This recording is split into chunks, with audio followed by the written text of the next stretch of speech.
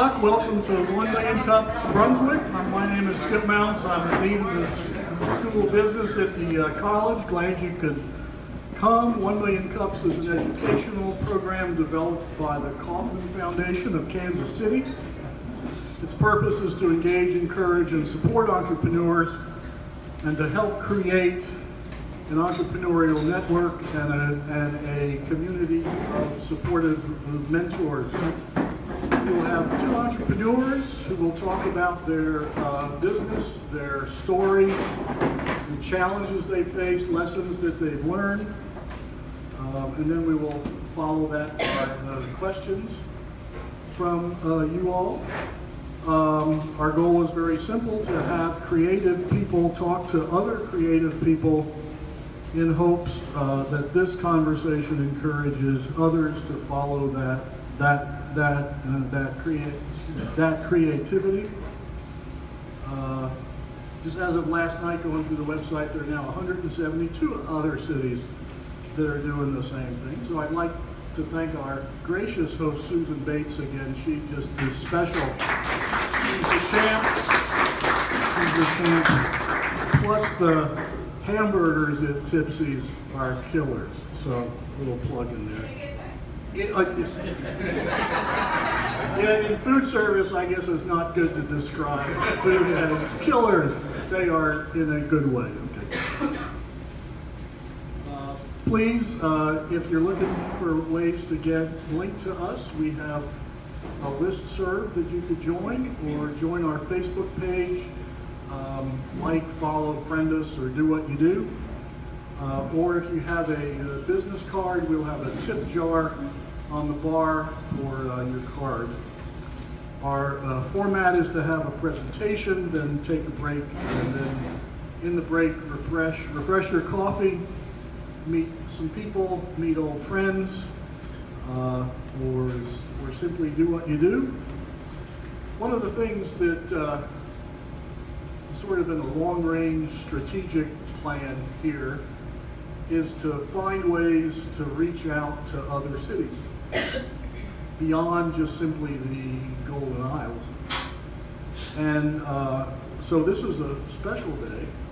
We have our first presenter from Waycross, and we hope that through Sarah's presentation that we can reach out there and maybe occasionally take this on the road to spread the entrepreneurial spirit, because no doubt there are entrepreneurs in Waycross too. So our first presenter is Sarah Tatum of Campground Clothing, the company of Waycross, Georgia.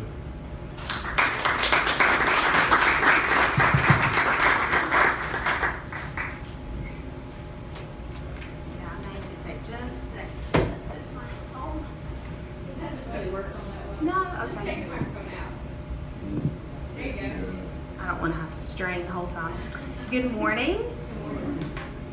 So if I go over my 6 minutes or whatever just wave at me. My name is Sarah Tatum. I live in Waycross. I grew up in Blackshear. My husband and my daughter live in Waycross now. And I've put some things on your table, and if I didn't put enough out, please come grab some of that from me when I get done speaking.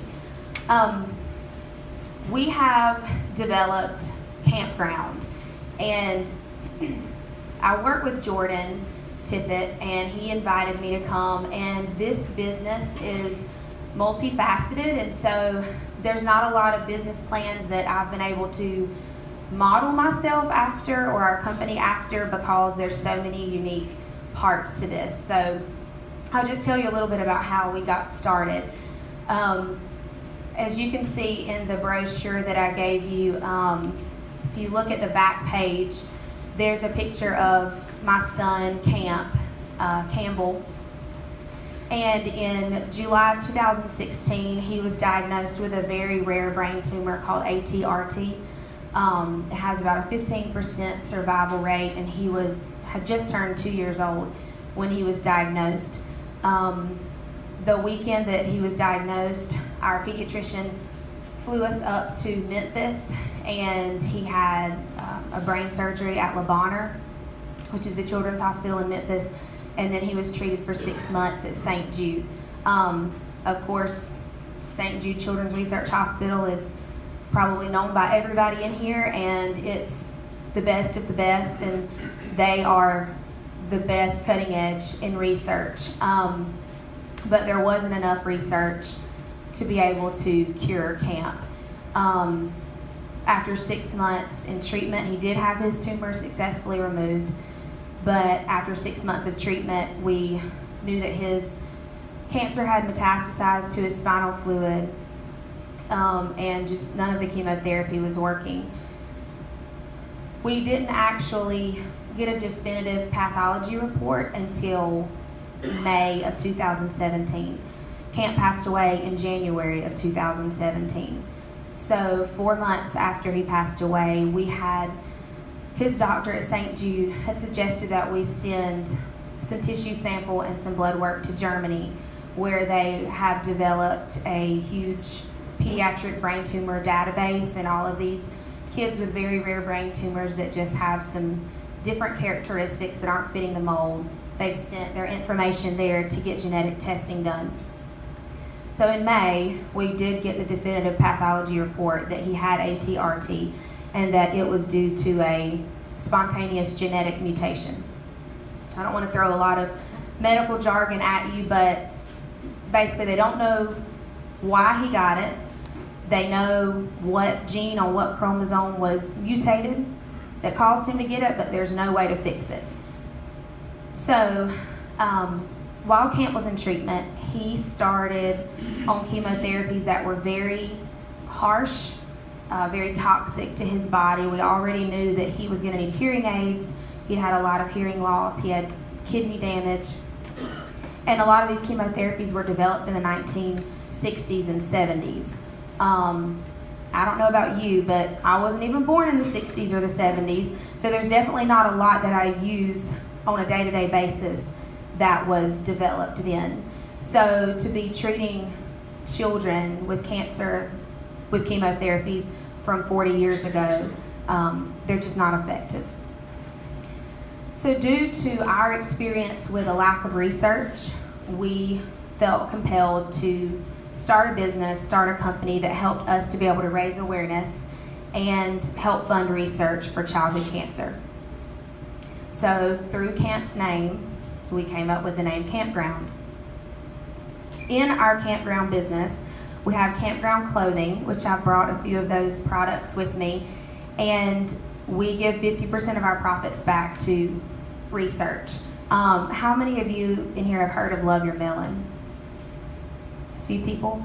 I compare that part of our company to them because they're really the only other company I know that gives away such a large percentage of their profits. But what sets us apart from companies like Love Your Melon is that our story is what backs up our company. And they were just two college kids that started their business, and it's done great, and I'm thankful for what they've done for childhood cancer research and awareness. But when you have a passion that's personal, it does drive your business in a different way. So we have the campground clothing component, and then we've also formed a nonprofit called Campground Ministries. And not all of our giving from campground clothing goes to Campground Ministries. We do give directly to, we've given to St. Jude, the National Brain Tumor Foundation, Wolfson's Children's Hospital,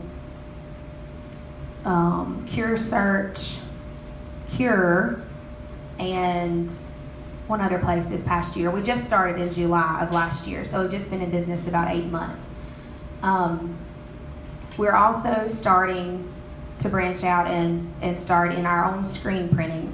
And that component would allow, we want to reach out to families that are going through what we went through, because almost every kid that gets cancer, their family does a t-shirt fundraiser, almost every time. And if they use a company like Custom Ink or something like that, you don't make very much off of the t-shirts. So we want to be able to help the families to make as much as they can, while also through that company giving 10% of our profits back to research. It's not just for families with cancer, it could be for your church vacation Bible school or a field day or whatever you can think of that you need a t-shirt for. So that's what we're starting to expand in. I do not have any degrees or qualifications to be a business owner. My husband obviously is in business, a business partner with me, but he works in a family business, so it's me all day, every day, running these two businesses. I was a special education teacher. I taught 3rd, 4th, and 5th grade math. I co-taught.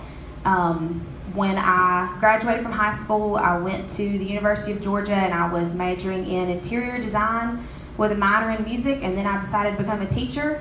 And so none of that has prepared me for web design or marketing or graphic design or all the things that I'm doing now. So I am here to kind of pose a few questions, I guess, to you guys, if you have any advice on the best way. Some things that I feel challenged with right now is, I guess there's an emotional component to this business that a lot of people may not have with the business that they own. And so I try to not just sell a product. Yeah, at the end of the day, that helps us to be able to give back to research, but it's also very personal too. So I want to make sure that, because it not only bears my son's name, but because of all the kids that we are representing with this business, I want to make sure that it's a quality product that people like. If there's suggestions that people can give that would make it more marketable or more attractive, I'm open to that. Right now we have 2 Facebook pages, one for Campground Clothing and one for Campground Ministries. And if you have your phone in front of you, I'm not offended if you pull it out right now and look at it and like it or follow us or whatever you want to do. I also have my personal, and then on Instagram, I have 3 accounts: my personal, Campground Clothing, and Campground Ministries, and then a Twitter account and a Pinterest account. And so I'm inundated with social media accounts. So I'm trying to figure out right now the best way to merge some of these social media platforms so that I'm not confusing people, but in the same token, I do want people to understand that a nonprofit is different than a retail business and that they are 2 different entities. So Instagram and Facebook is how we get most of our information out to people. It is an online business. Where my office is located in Waycross is inside the screen printing company. So I do have inventory in their front office so that people can come in and purchase if they're local. But of course, anybody outside of Waycross, it would be to order online.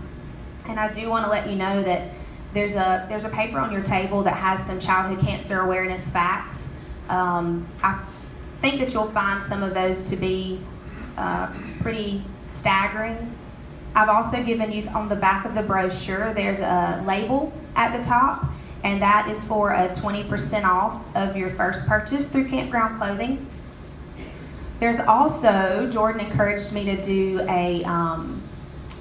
something new that I was going to try, a landing page. And so if you go to campgroundclothing.com and to our About section where it says to contact us, there's a link just for people who were here at 1 Million Cups today. And if you sign up to be in our email listserv, it'll send you a code for free shipping. And then the last thing that's on your table, and this is a thing too, if there's any businesses in Brunswick or St. Simons, anywhere in the Golden Isles, Jekyll, that you feel like could help support us, I would love to know who they are and get a contact.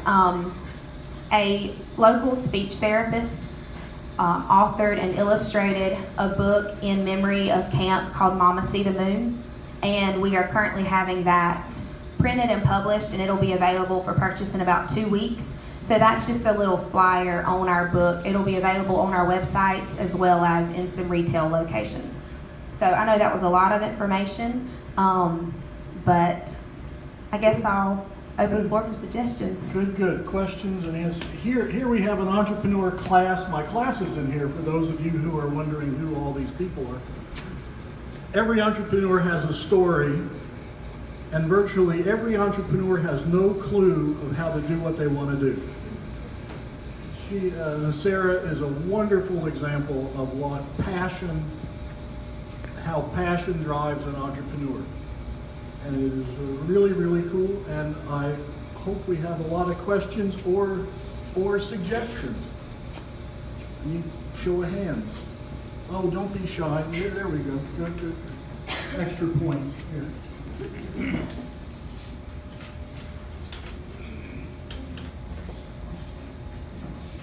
Hello. I was gonna say, so there's a social media marketing agency just one block up. I believe that they can give you like special rates regarding like being about profit and all that. I actually interned with him, and they've done a lot of work with nonprofits, and I feel like they'll give you the best strategy on integrating into paid media and all that, so you can broaden your investment. Yes, I've worked with Tammy at Tightbird Creative right down the road. She's great. She helped with some of our logos and branding. I do really struggle with what's the best way to approach paid ads on Facebook and Instagram. I feel like I get a lot of good feedback from Instagram, and I feel like I get more links to people to shop through Instagram, but still where we live, Facebook is the largest outlet for social media. So I do struggle when I'm filtering down who I'm going to target with my ads, if I'm choosing the right people or not, or if I should just let Facebook choose or what. That is one of my goals for the next little while is approaching those paid advertisements.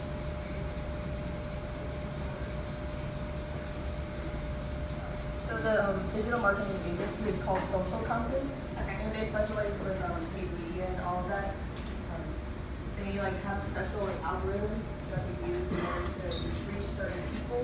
And if you want, I can give you his contact information and all that. And so if you end up hiring them for an agency, you can actually filter down to the key points that you want to reach.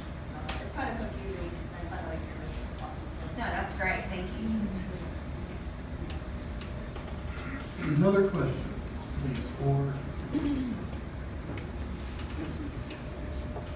I just wondered if you could expand a little bit about your t-shirts and what you offer retail-wise.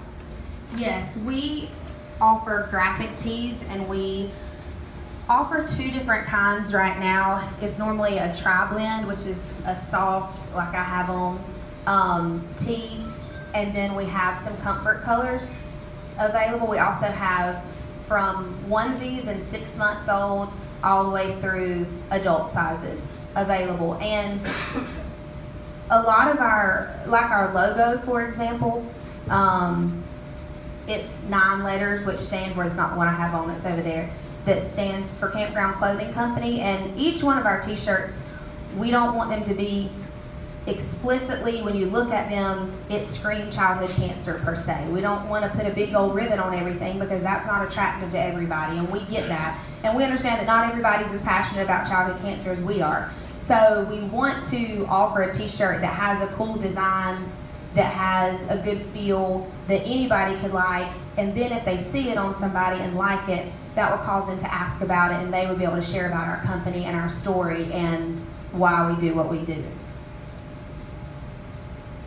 Can you give us some idea of what order of magnitude size-wise you are? And the first question really is, do I understand that your nonprofit is your ministry and your profit center is your screenplay business? Yes, the for-profit entity is Campground Clothing, which we sell the t-shirts, bags, accessories, hats. And then the nonprofit, I do a lot of speaking at churches and help host fundraisers, and we had to have an avenue for people that just wanted to give and be a part of what we're doing, but not necessarily be routed through a retail business. So that's where our nonprofit, or Campground Ministries, comes into play. And every time I go speak, if I'm speaking at a church or a women's event and I'm giving my testimony, I don't want it always to be a sales pitch. I just want to be able to share our story and people to get involved and become more aware about childhood cancer, not necessarily feel like I'm constantly trying to sell them a t-shirt. What size are you in terms of volume or dollars or for the business side? When we started last year in July, we did about $25,000 last year with the retail side. Okay, so with the screen printing, is that customizable? Yes, and right now our business partner, through his business, we will be doing some contract printing, and that I will be the liaison between their screen printing business and Campground. But then hopefully we will have an artist for Campground in the near future where they specialize in just what we want to do. But I mean, it's anything from the most elementary one color t-shirt to the most elaborate print that you can think of, and everything in between. We have in-house artists, and we have our automatic presses and printers. So I was just thinking, I don't know if I'm sure you put some thought into this, but with your teaching experience, just integrating that, because kids have field days and they get Yeah. specialized t-shirts, and it would just be nice to have an inspiring story, behind the field day for these kids or something like that. It might be a good place to, Yeah, for to sure. take that. Thank you. And at the school that I've been teaching at, they do like special things for St. Jude's. So having that, like having someone actually come in and speak, and then having your products as well, I think that would be really cool. I do that. September is Childhood Cancer Awareness Month, and so being that we started last July, September was just on the heels of us starting, and I think I visited and spoke at about 24 places last September, anywhere from schools to civic clubs to churches, and everything in between. And I did, sometimes people think that because my son was treated at St. Jude, we only give to St. Jude, and we don't. My goal is to research where the cutting edge research is and donate to that. For example, when we went up to St. Jude in November, I made a donation toward the brain tumor clinic because Camp's doctor was starting a new clinical trial with some new drugs for ATRT, which is what he had. Those types of trials, if they don't have continued funding, they're gonna fizzle out. So those are the things that we look for to donate directly to that current research. So it does get spread out.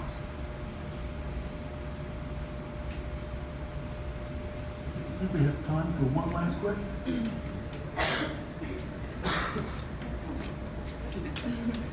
Hi, I've been following you for a while on Instagram and Facebook, and I think it looks great. I think it tells your story, and I think on Instagram, when you want to look at the, like they call it the quilt, the 9, you want it just to remember that to reflect your story, and I think you're doing a good job. So just every time you post, just think like, what do you want your viewers to think of your brand? Tell a little bit of your story every day. It's like the more you're reminding them, the better, as people forget, right?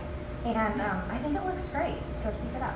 I had some lifestyle photo shoot last week, which made me feel very awkward.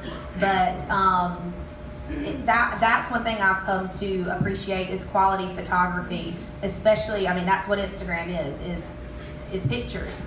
One last thing I forgot to mention is something that we started to just help raise awareness, and it's something I talk to kids about because kids don't have a job, they don't have money, they can't write a big check. And I know that some of you, if you are familiar with this on the island, the St. Simon's Island rocks. Well, in Memphis, they had 901 rocks. That was the area code. And so we would find these at St. Jude. And then last year for Camp's birthday, we held a fundraiser, a 5K. And we started this, and we call ours Camp Rocks for kids. And we used Camp's name as an acronym to stand for Children Asking for More Prayers. And so these rocks don't have to stay in one geographical location. They can go anywhere. And last summer, they went to all 50 states and about 15 countries. So it's just a way that really gets kids involved. They get excited. It's a creative outlet for them, something for families to do together, and they have fun hiding them around their town. So. Super. Sarah, thank you very, very much. Thank you.